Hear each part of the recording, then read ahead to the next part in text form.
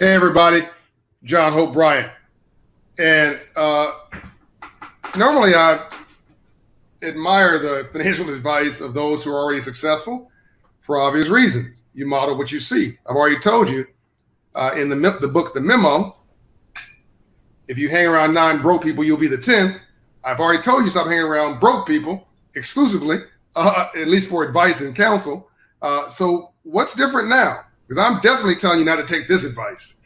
What's different now is that for some reason, a lot of my rich friends are giving really bad advice on home ownership. You see them on TV, they're like, don't buy a home. If you're poor and struggling, if you're middle class, working class, maybe you shouldn't buy a home, you should rent. What the heck are you talking about?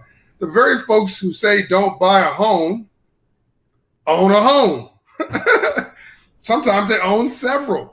Literally, like everybody on TV, these commentators who say minorities shouldn't own a home, own a home.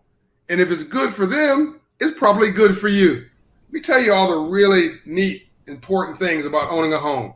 First of all, if you're the average working class person and half of America makes less than $60,000 a year.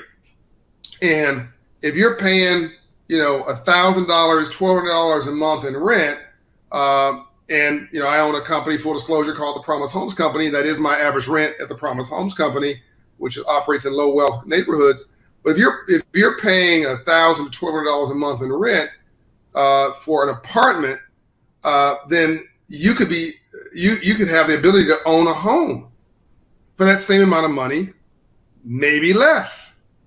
And if you're renting, which, by the way, I'm a landlord, I want you to rent, okay, if that's what your proclivity is, and I've rented, all right? There's a time and a place for everything. It's like stepping stones. You shouldn't work at McDonald's your whole life, but it might be a good job for a period of time.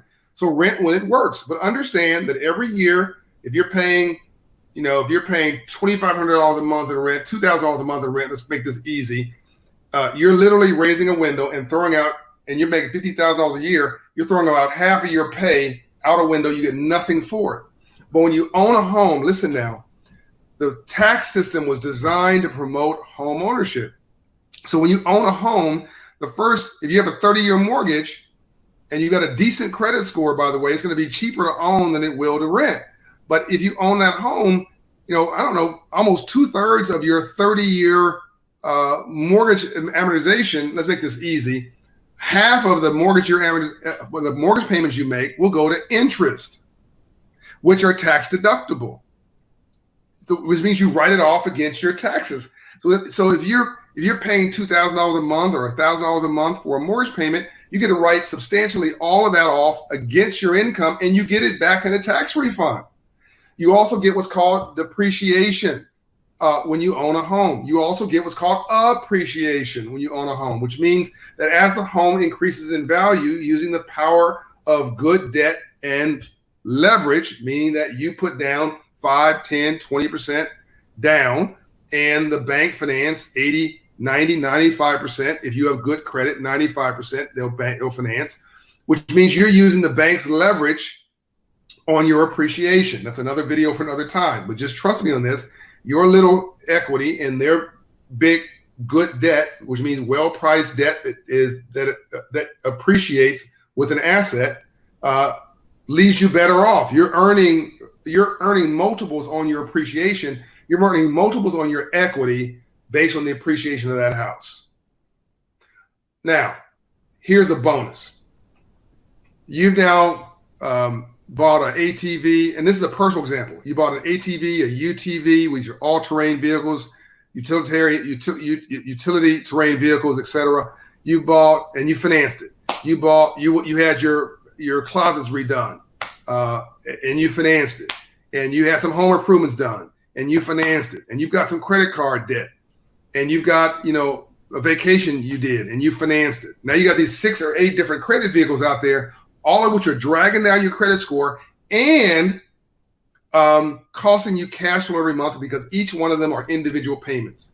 If you have good credit, listen to me now. This is why I keep trying to tell you to raise that credit score.